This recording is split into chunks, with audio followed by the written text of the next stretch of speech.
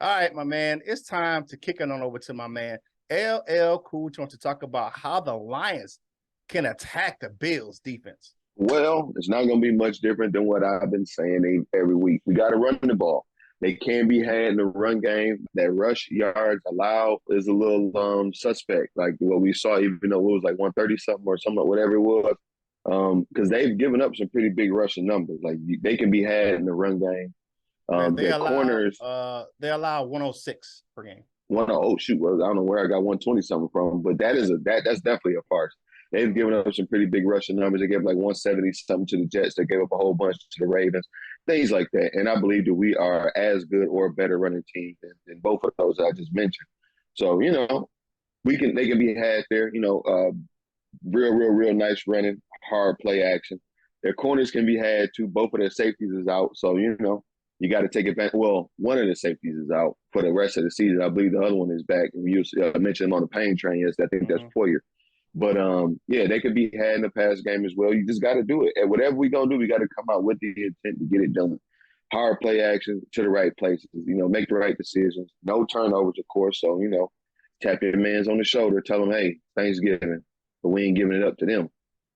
So yeah, the Bills can be beat. All right, so for me, for the offensive side of the ball, man, I gotta disagree with you a little bit. Right? Run the ball. But here's my thing, a caveat. Use short passes like extended handoffs, screen plays, because they can be had across the middle of the field. If you look back at the last game that they had, they gave up a bunch of passing yards to Jacoby Brissett. They gave up 316 yards passing to the Browns, only 80 yards on the ground. I'm just saying.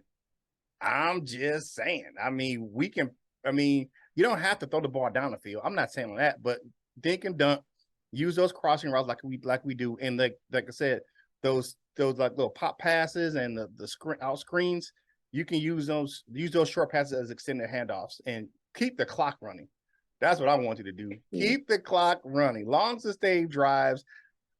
Slow down, Allen. Keep us behind him and what's his Montgomery and Montgomery, Singletary and Stephon Diggs. Keep them on the sidelines. Take care of the ball and keep Jared Goff upright. It's gonna be a challenge because we got to update on the pain train, man, and we took some hits on the O line.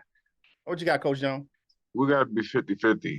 And what I mean by that is we got to be equal to passing and running. We have to pass when we want to and not be in situations where we pass because we have to.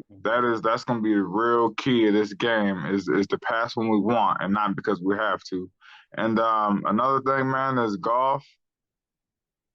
Hold on to it, man. Don't throw it to the other team. Don't let this be one of your games where you're like, what the hell is going on with this dude? Like, don't do that. Please don't do that. Just Please. Do what you did last game. Do what you did last game and just play steady. Don't go out there and try to just play steady and be a game manager, but be a great game manager. And we can win this game, man. Just don't give him the ball, please. Please, like James Brown. Please. Thank you for joining us right here in Detroit Lions of the Product. Catch the rest of this discussion about what the Lions need to do on offense, to hear what myself and Coach Jones got to say.